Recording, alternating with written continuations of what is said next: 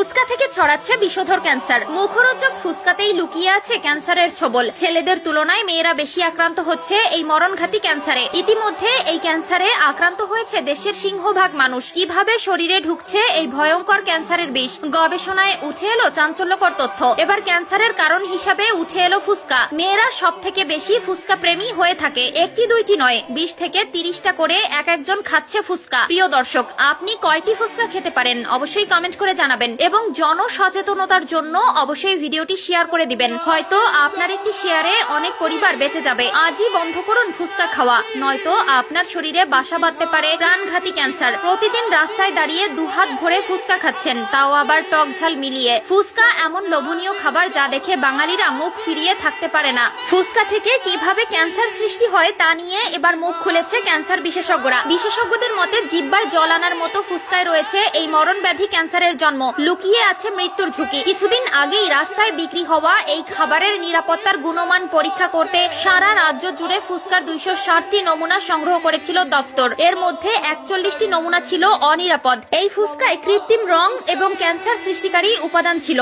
এগুলোতে উজ্জ্বল নীল, হলুদ এবং টার্টরাজিন মেশানো ছিল। আরো 18টি নমুনা কিছুটা নিম্নমানের ছিল, যা খাওয়ার জন্য অবশ্যই অনুপযুক্ত। ক্যান্সারকে উস্কে দিচ্ছে ফুসকা, খেলেই চেপে ধরবে মরণ রোগ। ভয়ানক তথ্য জানতে পেরেছে ভারতের food safety and standard authority. আজকাল বাজারে পাওয়া খাবারে প্রতিদিনই কোনো না কোনো সমস্যার সামনে আসছে, যার কারণে মানুষ অত্যন্ত উদ্বিগ্ন হয়ে পড়ছে। কি খাবেন কি খাবেন না বুঝে ওঠা দায়। এমনই আবহে এমন একটি নতুন চমকপ্রদ তথ্য সামনে এসেছে, যা ভারতবাসীর সবচেয়ে প্রিয় খাবারের একটি অংশ।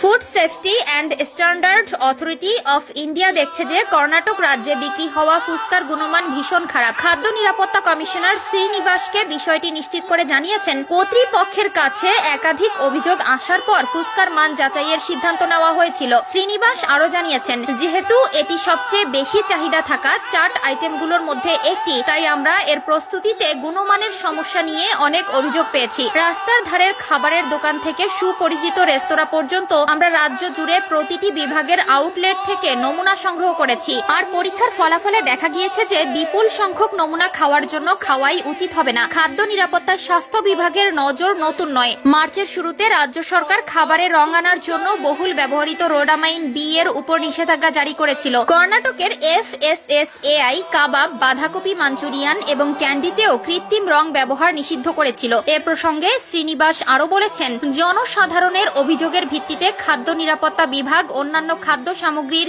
গুণমান পরীক্ষা করার পরিকল্পনা করছে।